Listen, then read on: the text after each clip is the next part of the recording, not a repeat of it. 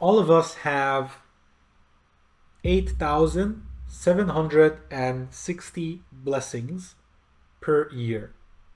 These 8,760 blessings are the number of hours that are in any given year. I have the same 8,000 something blessings, and you have the same ones. Bill Gates has the same ones. Elon Musk, Ariana Huffington, Oprah Winfrey.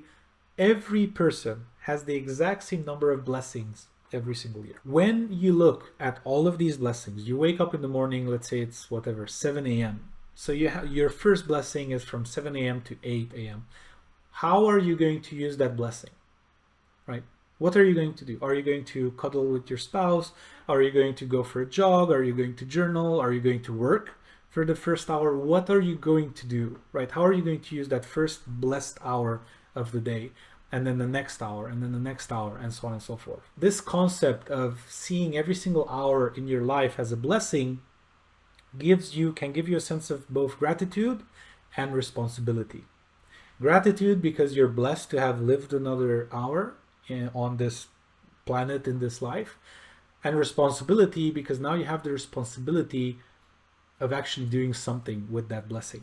When someone gives you a gift, you say thank you so much, and then you feel responsible to enjoy it, to use it, to do something with it. Otherwise, the gift was in vain. Why did you get the gift of this hour? How are you using the gift of this hour, right? This is what you can do to literally be in a point of total responsibility, total ownership of your life, where you see every single hour as a blessing. You can say, okay, thank you so much. I can be grateful for it. I'm going to go to the gym because I want to use this time. I'm going to work on this project that I think is very cool. I'm going to help this colleague of mine that I know is struggling. I'm going to spend some time with my mom or call her or whatever that might be, right? That is how you can choose to use your blessings. And you don't need to be super active again. You can use that blessing just to sleep, just to relax. Let's say you've already spent 8 hours of very intense living. And after 8 hours, you say, okay, hour 9 today, I'm just going to sleep. I'm going to relax. I'm just going to chill. And that's all I'm going to do. So one of the best ways in which you can make the best use of these blessings is by taking your vision, your next 3-year vision, and saying, okay, within the next quarter, within the next year, or whatever time frame is reasonable for whatever it is you want to do, set yourself your goals, right? Like, what do I want? Set yourself some intentions, even if they're not goals. It doesn't need to be a goal in itself. Like, you don't need to have a goal of losing weight or gaining muscle or things of that nature. You might just have the goal of moving, right? Every single day, I want to use my body. I want to do some form of exercise, whether that's stretching, conditioning, strength training, resistance, endurance, and so on and so forth. Whatever that can be, again, just enjoy your time doing that. You might have a mini goal of practicing piano or the guitar, right? Something that was a skill when you're in high school and you never practiced, right? Maybe part of your recuperation time, where you spend time on weekends and you don't work or whatever, maybe part of that time, one blessing, one of those hours during the weekend, you can spend, learning a new song on the piano or whatever it is you want. So just write down everything you want to do with your newfound free time and money. Because again, if you implement everything from level 0 to 5 correctly within your team, you'll have so much time and money that you will not know what to do with. That's why we have level 10 to tell you. You should be networking. You should be focused, right? What's my goal? How can I contribute towards it, right? You should have all of these very clear goals that have to do with your vision, okay? This is why we're here. We've been there. I've literally been in a place a few years ago where I was in my living room. I was on the couch. I was looking at the ceiling. At that time, my wife had a full-time job at the hospital, so I was alone in the house. No one was there. We didn't have a dog. We didn't have children at the time. I was looking at the ceiling. I was thinking, okay, what do I do now? And I was thinking, maybe I should check on that. No, because in a few days we have a MEO meeting and they're going to tell me how it's going. So I don't want to micromanage. maybe I should do this. Oh no, because actually someone else is doing that. Maybe, and maybe I just kept thinking for over an hour. I think maybe 2, 3 hours. I was just thinking, what should I be doing now with my time? What? There's nothing to do. Like, I literally had nothing to do. Everything was delegated. Everyone was accountable for everything that needed to be done. I had to do literally nothing. And this wasn't a small team. This was over 100 people across, I believe, 6, 7, or maybe even 8 companies at the time. I can't remember exactly when this was, but I had over half a dozen companies and I had to do nothing. And so this chapter is to prepare you to say that if you implement everything correctly, at one point you will have to do nothing. And from that point of nothing, you can then draw power and say, okay, clean slate, I don't need to do anything. So what's the best use of my time? What's the absolute best use of the 8,000 and something blessings that I have, right? This is very, very important. And this is what we focus on the most at level 10. This is basically you getting into your new role. This is the true role of a leader that empowers, directs, supports, right? These are the real leaders that you see. You don't see companies like Tesla or companies like Microsoft or company like any form of a company that's so ginormous. No one could possibly manage it poorly, right? It has to be managed in a way in which there are people at every level of the organization that have been empowered and trained and are supported to do good on the mission, on the overarching mission of their division, of their team, of the company, right? So this is your new role as a leader, right? A true leader that has done everything that they need to do to support their team, to put them in the right frame, the right environment, the right mindset, and so on and so forth, including yourself. You first need to conquer yourself before you can conquer anyone else, right? And so in this new role, I want to give you an exercise. The exercise is very simple. Pull out your phone. Maybe you're using your phone to watch this, I don't know. Then write it down somewhere, right? But basically you need to pull out your phone. And then when you do that, you have a timer app or something. And it's called the timer app, not the stopwatch app. So it's the timer app, and you set the timer app for 90 seconds. That's 1.5 minutes, right? So you set the timer app for 1.5 minutes. And then at one point you click go, right? When you click go, the immediate next thing you do is you answer the question, what would move the needle most in my team? And moving the needle might mean anything for you. If you're the owner of the company, it might mean revenue. It might mean new projects. It might mean profitability. If you're within a team, it might be the effectiveness of the team. It might be the level of quality projects that you're working on, and so on and so forth, or the number of features, the number of products, the number of services that you can deliver on with your team. Whatever that is, you know what that is. You know what's the number one thing or a few things that would really move the needle. So the question is, what would really move the needle in my team right now? Like, if that would happen, right, everything else would be so much simpler.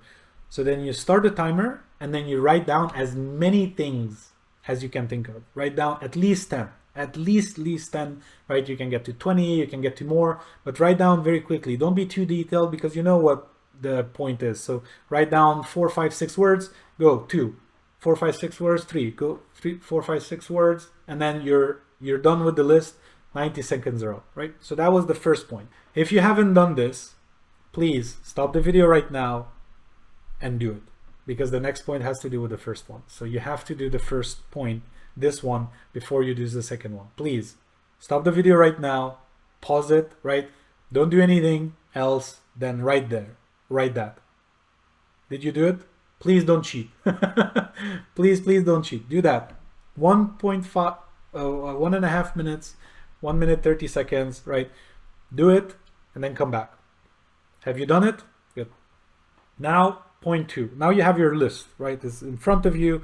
10 to 15, 20 items, however many you have the entire list there.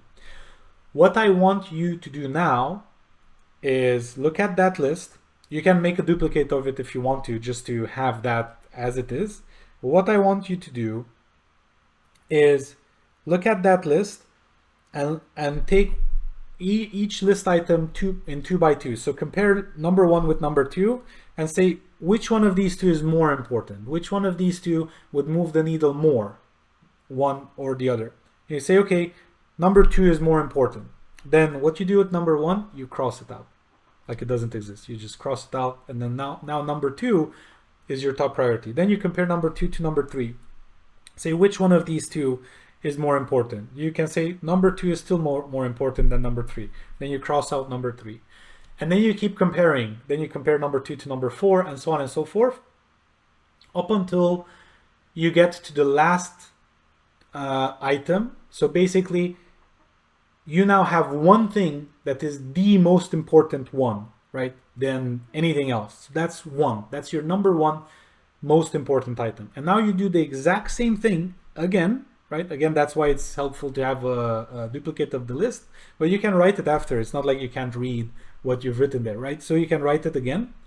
And so now you do the exact same thing, but without that number 2. Let's assume number 2 was the most valuable thing. So you pull that out. That's your number 1 most important thing. Now, your second most important thing, you do the exact same thing again. And so now you'll get the second item. And this is what Aaron calls your fast forward items, right? Your fast forward focus items, FFF, fast forward focus items. So these items should be the overarching, let's say, almost monomaniacal focus of all of your attention and energy, right? So 90% of your time, or maybe more, should be spent on only these 2 items, on making sure these 2 items happen. Whilst everyone else in the business is busy doing whatever else they need to do to run the operation, you are busy making sure that number 1 and number 2, these 2 priorities happen. And the reason why you have 2 is because sometimes you need a break from one of them, right? So if you focus on just one thing, at some point you're like, okay, there's nothing else I can do on this today.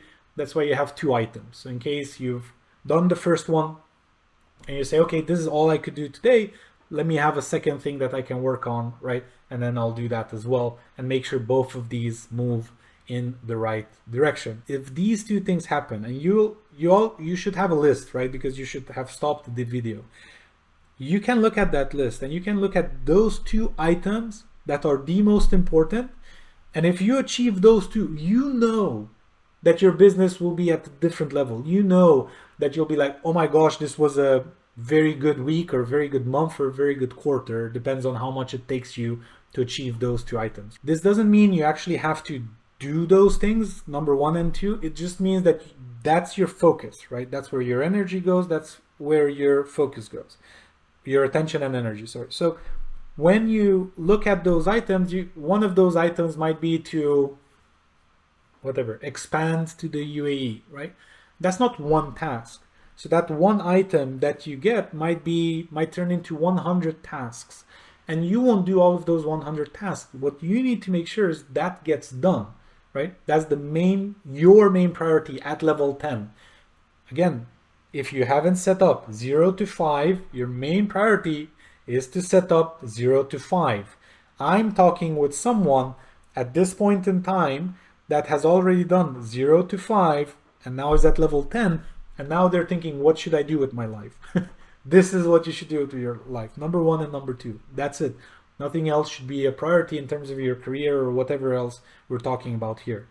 These are universally applicable, so you can do this for your health. What are the number 1 and 2 things that are most important for my health? For example, I don't know, quitting smoking or going for a walk every single day because I'm always sedentary and I smoke, right? So these are the most important things I can do. Okay, these are the things I'm going to do, right? For my relationship, what are the 2 most important things I can do to improve my relationship with my wife or my husband, spouse, whatever, right? So The same principles apply everywhere. We're just talking about business here because this is the main topic of our conversation together. Moving on from there, let's look at stepping outside of our little bubble a little bit.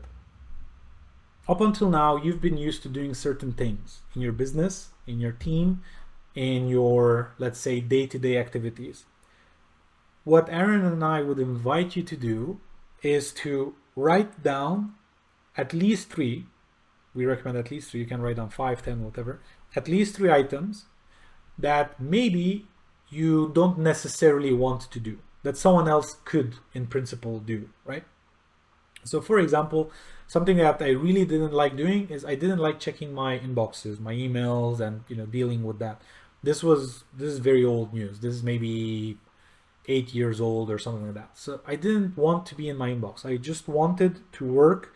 For example, to create a proposal, to have a client call, to write a contract, or to give feedback on the contract, to do whatever I know is the best use of my time. I didn't want to check my inbox. I didn't want to do that. So that's one of the first things I delegated when I said, okay, we have some extra cash. I have some extra time. What do I do with this? Okay, these are the 10 things I do every day. Out of these 10 things, checking email is one of them. I really don't want to do that anymore. It's delegated. So just like that, find 3 things that you don't want to do anymore. For example, another thing I delegated was scheduling in my calendar. I don't schedule anything in my calendar anymore. So when someone on the call asks, when can you speak next week? I say, I don't know. Send me an email asking for my time, and then my team that's in my inbox will see that email. They will know that this is a person of interest that actually warrants time and we need to schedule something. And then they will give you times and coordinate if those times don't work and so on. They will basically do everything so that we next week can have another meeting, right? So that's what they do. And I love the way they do it. And they do so many other things. My team have 4 full-time assistants. They're amazing. I couldn't live life, I feel, without them. It's just so great to have them as a part of our team. And so everything that you can delegate, you should delegate. If you don't want to do it specifically, if you want to do it, like you take joy in it, let's say, for example, you have a SaaS company, like you build products, online products that are sold on retainer to people, and maybe you really love getting feedback from clients and turning that feedback into tweaks or into improvements of the platform itself. Maybe you really love that. You can keep doing that, right? I'm not saying that you shouldn't have someone responsible for doing that so that you can go on vacation for 3 months if you want to, and when you come back you have a better product than when you left, and your clients feel listened to, and and so on and so forth, because someone else had that responsibility. I'm saying that if you want to be involved, you can 100% do that. Okay, so that's basically my point here. That's the action step. Write down everything you do on a daily and try to delegate at least 3 of them. So this is you getting out of your bubble. Delegate the things that you thought you weren't, or you couldn't delegate until now, or you thought it's undelegatable, if that's a word, right? Get out of your bubble and start delegating those items. Now, let's say we're in a place where you've delegated everything, you have the accountability, you're in a Zen state, you have your fast forward focus items. Now, what we recommend you do is find an accountability buddy. An accountability partner is how Aaron and I call it. This person, and you can even have a mastermind. You can have 5 people in your accountability mastermind, right? What this does is it keeps you accountable to someone else. This can, if you're in the organization, this accountability person can be your boss, right? That you talk to once a week, or you bounce ideas with, and so on and so forth. The issue with people at the very top, owners of companies, CEOs, and so on and so forth, is many times they do not have anyone above them. They don't have an accountability partner. And they almost can never have an accountability partner that's one of their employees or one of their contractors, because there's a power dynamic there. And if that person says something that's offensive, or that can be taken as offensive, they can be scared about that. They can be scared that it's going to have a negative effect on them, and so on. So you need to find someone that's either that the power dynamic is in their favor, as in they're your boss or they're, your board of directors or whatever, or someone that's a peer that has nothing to do with your day to day. Like if they tell you how it is, if they say, Robert, you've been telling me that you want to do this for 3 weeks and you still haven't done it, you're obviously procrastinating on it. You have to do it today. Seriously, no more excuses. So someone at that level that can literally tell you in your face, this is what you need to do, right? Because you've been postponing it. It doesn't make any sense. You're sabotaging yourself, whatever. Not every conversation will be this deep or this intense. However, it needs to be able to get to that level if need be, right? So find yourself an accountability partner. It can be your spouse, it can be a friend, it can be a peer, that you met on LinkedIn or at an event. It doesn't matter. Find someone that you can be accountable to. You can tell them your challenges, they can tell you their challenges, you can give them feedback, they can give you feedback, right? So that's an action step. If I wasn't clear, you find yourself an accountability partner if you don't already have one. And then the next action step is to agree with that accountability partner on when exactly every week, at the exact same time, you're gonna meet. So this is the second thing, and this third thing is agree on the agenda. The agenda can be, someone is going to be put on the spot, let's say in odd weeks, in weeks 1, 3, 5, and so on. In odd weeks, I say my woes first and you give me feedback, and in pair weeks 2, 4, 6, and so on, you start, right? Like you say your woes and I give you feedback, and then we switch, right? And so whatever you want in terms of the agenda, but make sure you have an accountability buddy, make sure you agree. What's the agenda? How do we keep each other accountable? And make sure that's a weekly occurrence, okay? That doesn't mean you can't go on vacation or whatever, but in principle, out of the 52 weeks in a year, at least 40 something weeks, you've had weekly accountability with that person. Moving on from there, all of this is to literally keep building up both yourself and other people in your network. This is what we call building your network, right? When we were talking earlier about going to events, about having a KPI that every single week I meet at least one new person, I actually talk with them on a deeper level, right? Having accountability, a partner, working with everyone on my team, making sure we're delegating the right things, or we're hiring new people because I have new items I want to delegate, and so on and so forth. All of this is basically building your network. This is what you need to do at level 10. You build your team, you build everyone around you, you build your community, you just go and you become so much bigger than just yourself.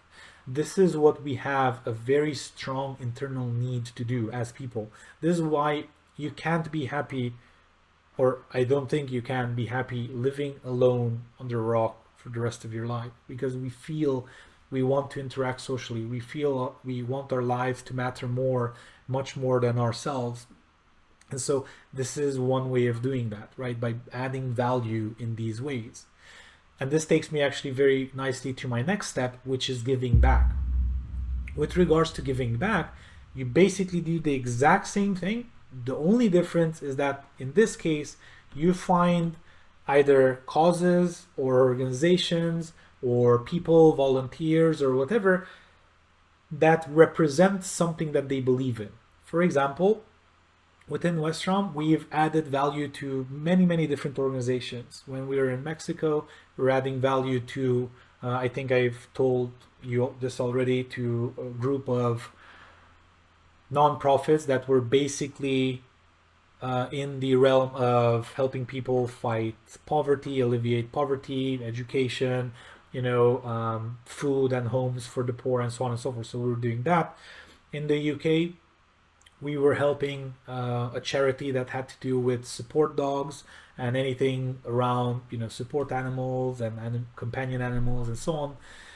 In Romania, for example, we helped many times on many different years with gifts for children that were either orphans or children that were in families that don't have access to technology or don't have enough money to buy, books and pens and paper and everything else they need, or clothes. And so we know when it was winter sometimes, when we would go, we would meet all of the children at their local school, and it was very cold, and the children would walk to school, and some of them were in flip-flops because they didn't have, actual shoes, winter shoes. And so we would buy people winter shoes, right? So that they would have that, and their little toes wouldn't freeze going to school. So these are the things that just matter for us and matter for various different people in our companies, right? Depends on what company. Another example I can give you, we have another company in the US which does B2B marketing. So you would say, how can a B2B marketing company give back? The only thing we do is outreach and sales, right? We generate leads for companies and we help them close those deals. That's all we do. So there's almost nothing, let's say philanthropic about that. However, at one point, a few years ago, there was this, let's say, movement of Black Lives Matter. And what happened to start that movement and so on, I don't want to get into it because it was very sad for me.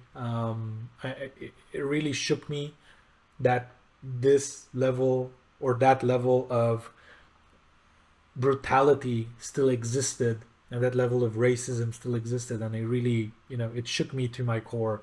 I'm like, I can't remember what year it was, but I'm like, it's 2020 something, how can people still do this? Especially in, civilized worlds, like you would think that that's not a thing, that's a thing of the past, but no, it was real. And so then the Black Lives Matter movement started, and we didn't know how we could contribute. Interestingly enough, someone that used to be an employee of ours maybe 2-3 years prior, and we went our separate ways because they found another job and so on, but we ended on good terms. They were having they were a black woman, and they are a black woman, and they are very competent in their niche. Like when they were working for us, they were very good, and then even after that, I expect they were getting good results and so on. So what they did is they set up a little fund where they said that anyone that has money could invest in the fund and could basically pay the tuition of someone that they can coach, right? Because one of the best ways to help any race or any community and so on get out of any form of discrimination and so on is by helping them attain wealth, by helping them growing their career or through education and so on and so forth. So they were already doing this coaching practice. They already had this coaching practice. And at one point they said, anyone that wants to donate, they can do so here. This is how much 3 months of coaching costs. This is the 50% of that. If anyone pays 50%, we will basically take one black woman and help them succeed in their career, give them coaching, and so on and so forth. And I talked to my partner at that company, and we really loved that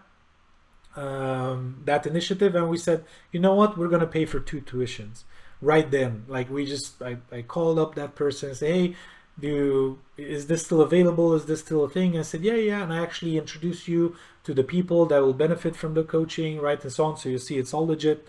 I said, I love it. Send me a Stripe or PayPal or whatever. They sent us a link. We paid for 2 tuitions, right? And that's one way in which we gave back. So now this person was happy because their little fund worked, their cool initiative worked.